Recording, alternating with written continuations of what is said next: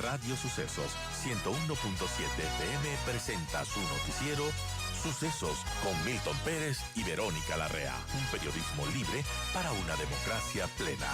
Los hechos y las opiniones de los sucesos que marcan nuestro tiempo.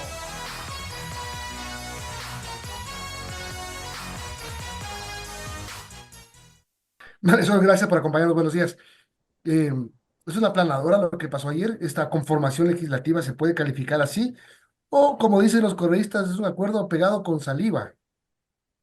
Buenos días, Milton y Verónica, gracias por el espacio y muy buenos días a la audiencia.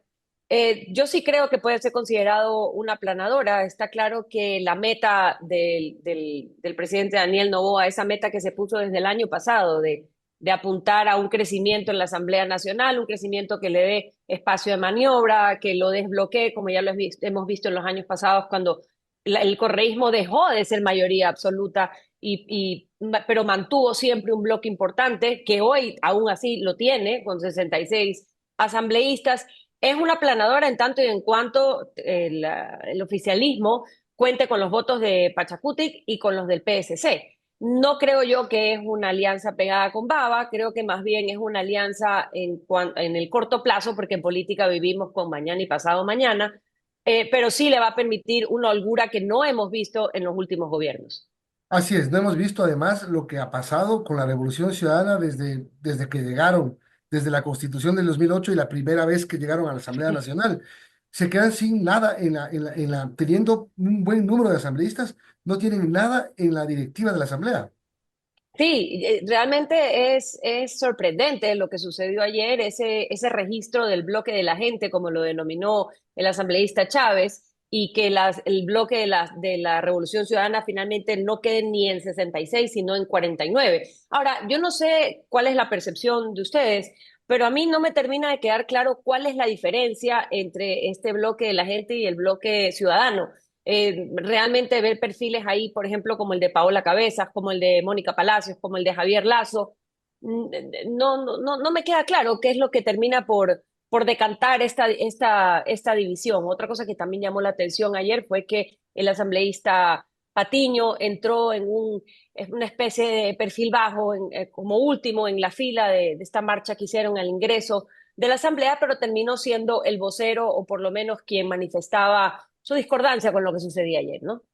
Ahora, no sé, tú dices la diferencia entre este bloque de la gente y el bloque de la Revolución Ciudadana. Correcto, este desmembramiento. En el pasado yo lo llamé, cuando construye, le pasó algo similar, yo lo llamé un adelgazamiento del bloque, ¿no? Pero aquí no es un adelgazamiento porque no tenemos claro cuáles son las divisiones, en qué momento van a votar juntos, no van a votar juntos, si es un tema cosmético o si hay diferencias profundas en cuanto al liderazgo de la Revolución Ciudadana. No se termina de entender y creo que es algo que queda todavía por dilucidar. Ahora, bueno, en todo caso, esto se verá en las votaciones, ¿no? Se verá este Por bloque de la supuesto. gente encabezado por el asambleísta Raúl Chávez, cómo va a votar, si va a votar con el correísmo, para qué se salió, y si va a votar con ADN, sería entendible para qué se salió. Pero claro, esto, por ejemplo, el viernes va a ser una buena prueba porque el viernes se reparte en comisiones. Ujú. Correcto, correcto. Porque por eso decía yo que el camino está por dilucidarse. Si de repente este bloque de la gente, como lo quieren como lo han llamado, de repente va a empezar el juego de las abstenciones, ¿no? Que sería un juego como muy propio. Si lo que quieres es mimetizarte y lo que estás es buscando maquillar una no orientación, pero sí afiliación al poder. Eso lo tendremos que ir viendo poco a poco, pero sí, digamos, ya es sorprendente, esta división. Marisol, buenos días. Bueno, hablemos de las minorías, porque cómo queda, por ejemplo, Pachacuti. Se habla de los 6 legisladores extraviados de Pachacuti. ¿Cómo queda el Partido Social Cristiano también con esto? ¿Y qué podemos esperar respecto a los retos que tiene ahora el oficialismo para aglutinar a estas dos fuerzas minoritarias de cara bueno, al plan que tenga de gobierno, para las leyes? ¿Cómo vemos esta situación? Podríamos pensar que es una fragilidad que tiene por allí el oficialismo. ¿O cómo vemos todo esto? Gracias, Verónica. Sí, sí, yo sí creo que puede ser interpretado como una fragilidad, porque de repente estos mini bloques son los votos de oro. Son 4 votos por el PSC, 6 votos de Pachacutic, por ahí un par de independientes que antes eran RC y ahora no se sabe qué son. Entonces son votos que de repente tienen una relevancia sustancial justamente por esta polarización. Lo que pasa es que creo que estos 4 votos, por ejemplo, del PSC o esos 6 votos de Pachacuti, que inicialmente eran 9, que entraron jugando con un rol importantísimo porque terminaban por decantar finalmente la tendencia, Claro. cambia esto con la división de la Revolución Ciudadana. Si la Revolución Ciudadana se hubiese mantenido en este bloque de 66 inamovible, como ha trabajado en el pasado, recordemos que de los pocos disidentes, Ferdinand Álvarez, hoy claramente ADN. Quiero decir, con este cambio de la Revolución Ciudadana cambia el tablero y decanta de una manera distinta el aglutinamiento de votos según los proyectos. Ahora, yo esta mañana veía esa entrevista, Milton, al ministro de Gobierno, y él decía que no nos sorprendamos de que ya empiecen a ingresar proyectos de ley lo más pronto posible, y él lo decía en términos de las urgencias en materia económica y en materia de seguridad. Creo que justamente esta configuración de la Asamblea eh, y le iremos viendo en función de justamente esos proyectos y el proceso de revivir cosas que estaban semi-muertas. Entonces, en ese sentido, el comportamiento del bloque de la gente, es decir, léase el bloque liderado por el asambleísta Chávez, va a determinar el peso que puedan o no tener el PSC y Pachacutic. Ahora, hablemos, Marisol, respecto al correísmo, cómo queda tras esta conformación de las autoridades de la Asamblea, que, claro, claramente queda fuera, pero vemos a un correísmo desgastado, vemos a un correísmo que no tuvo estrategia. Ayer, ¿qué pasó? Bueno, yo creo que no tienen estrategia, creo que tienen un desgaste que ya no se puede esconder. Justamente esta semana, la prefecta del Guayas, Marcela Guiñaga, salía a verbalizar con claridad sus diferencias de criterio con el líder de la organización, Rafael Correa. Esto no lo habíamos visto con tanta claridad. Recordemos que ella tuvo un muy mal rato después de ganar las seccionales, cuando la Revolución Ciudadana aglutinó una cantidad de GATS que sin precedentes, y luego hubieron estas diferencias a la interna de la revolución, le echaron la culpa de que Luisa González no ganó las elecciones y hubo esta especie como de división. Pero esta división se había subsanado, y subsanado entre comillas, en estas elecciones, cuando ella manifestaba claramente que ella era Revolución Ciudadana y vestía la prefectura de blanco con celeste. Ahora, Rafael Correa sale a decir que son desleales quienes ya aceptaron el triunfo de Daniel Noboa, pero también como que se desdice cuando él considera que Marcela Guiñaga no es una oveja negra, como ella se autodenominó, sino que dice que es una oveja blanca brillante. Ahí lo que no se termina de entender es quién está con quién y por qué. Lo que sí está claro es que este argumento de no reconocer el triunfo de Daniel Noboa les está costando caro, y es difícil de vender, digamos, ya en términos de vocería, de planteamiento de proyectos, de visión de país, cómo se mantienen estos argumentos que no son comprobados y que simplemente parecen teorías conspiratorias. Son las 8:50. Estamos hablando con María Sol Pons, estratega en temas de comunicación. Hablemos ahora de lo que se tiene que venir. El ministro de Gobierno parecería que ya le baja un poco la intensidad a la propuesta de la Asamblea Constituyente. Dice, vamos a ver si es que en la Asamblea Nacional, con esta mayoría, podemos sacar las cosas que necesitamos sacar, porque el país no quiere más elecciones, no quiere ir más a las urnas, y eso es cierto. Entonces, ¿cómo debe empezar a operar el gobierno? Lo que tú dices, digo que a lo mejor ya empiezan a mandar las leyes. ¿Qué es lo que debe hacer el gobierno? Ganarle tiempo al tiempo, que no le cueste tanto al país y que no sea tan traumático políticamente hablando. Bueno, todo depende de la estrategia y la visión de lo que quieren lograr. Si realmente quieren un cambio constitucional a profundidad, lo que compete y lo que procede es una asamblea constituyente, nos guste o no nos guste. Digamos, el proceso de reformas y de enmiendas sí también camina y tiene otros desafíos. Habrá que conquistar que la Corte Constitucional te avale las consultas, que te diga que no hay, ¿cómo es la palabra? Se me fue cuando te quitan los derechos, que no es discriminatorio, por ejemplo, que en ciertos asuntos que la Corte es muy defensora de términos constitucionales, y además que la Corte se ha atribuyó también un rol de definir cómo y para dónde el tema de la constituyente. Yo creo que hay un equilibrio muy fino y una línea muy delgada de las cosas que se pueden hacer en términos constitucionales y las cosas que la Corte te va a permitir hacer en términos constitucionales. Entonces, esta lectura, que ya también depende de la mesa pequeña del presidente, de qué es lo que quieren lograr y cómo lo van a lograr. Definitivamente el control de la Asamblea, que hemos visto ya plasmado ayer a través del CAL, la presidencia, la vicepresidencia, es un control que no habíamos visto sino en la Revolución Ciudadana en los últimos 20 años. Ahora, claro, eh, hacer una consulta popular para convocar a una asamblea constituyente. Primero, no creo que ni el gobierno tiene claro cuál es el camino que debe seguir, porque el presidente te Uh -huh. habla de unas reformas que podrían ser hechas a través de una reforma al Código Orgánico Integral Penal, si tienes que ver con temas de seguridad, de penas, etcétera.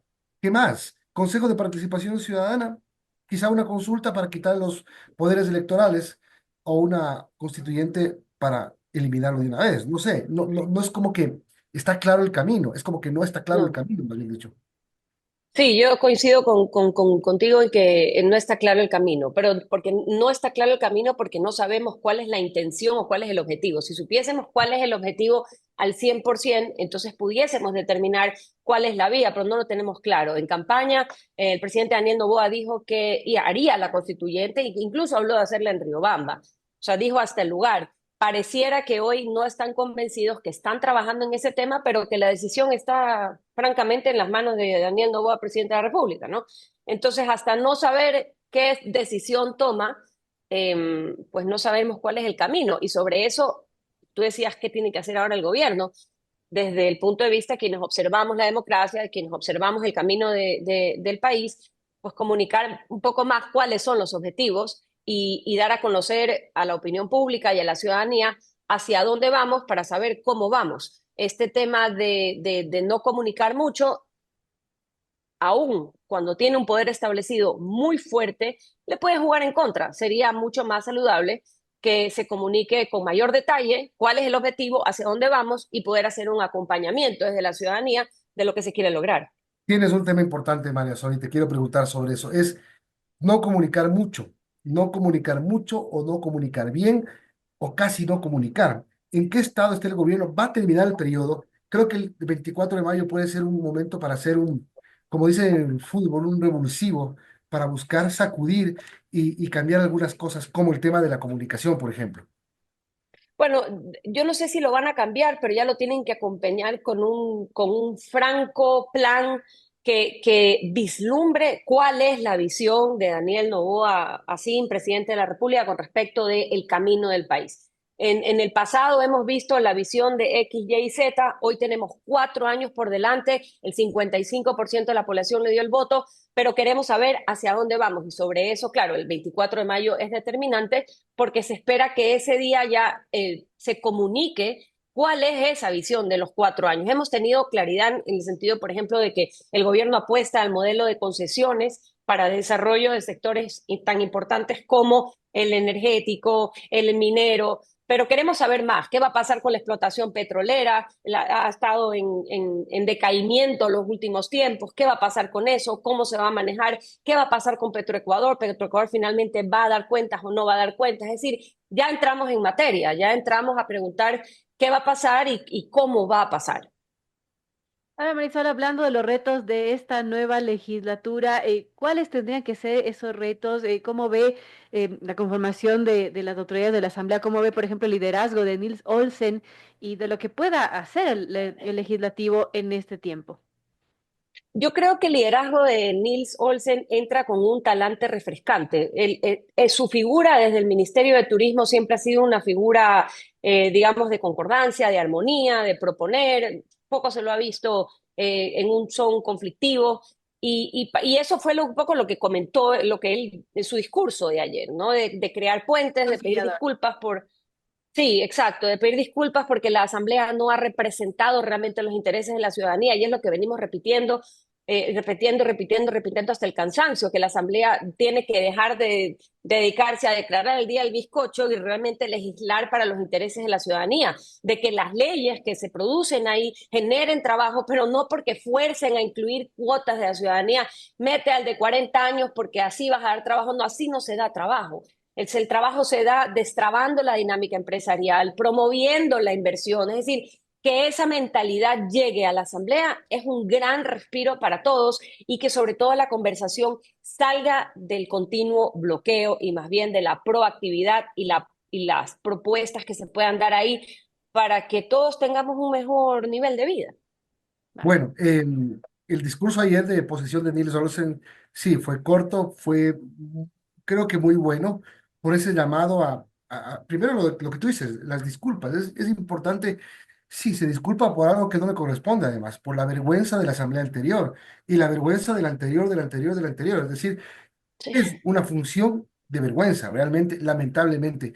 No esperemos que tenga buenos números porque es natural además que el poder político se desgaste precisamente en el legislativo, pero correcto. con tal de hacer algunas cosas importantes como la transparencia y quizá esa juventud que representa Nils Olsen y esa no contaminación, ojalá no se contamine, que vaya con mascarilla todos los días para evitar ser un político mañoso, con eso que tenemos bastante ganado. Sí, con eso habremos ganado bastante, pero no es suficiente, Milton, porque el país tiene necesidades apremiantes, pero tremendamente apremiantes, y la lucha por la reducción de la brecha social es algo que está en las manos de todos, todos los días, pero principalmente en el cuerpo legislativo, en la fiscalización, en la no corrupción justamente de esos puestos. Entonces, hay un desafío muy grande, pero muy, muy, muy grande por limpiar esta función particularmente hoy en el control del Ejecutivo. El Ejecutivo ya no puede decir que la Asamblea no le está colaborando, que la Asamblea está bloqueando, que la Asamblea no está poniendo de su parte. Ya no puede decir eso. Está en el control de ADN más bien dar este giro y además del talante ir diciendo y haciendo, ¿no? Bien, son las 9 de la mañana. Quiero agradecerte por habernos acompañado con este Gracias a primer ustedes. análisis de la Asamblea en su sesión inaugural que demostró una cosa que no habíamos visto en tiempos. Quizás muchos están recibiendo de su propia medicina. Ya veremos. Gracias, Marisol. Gracias a ustedes.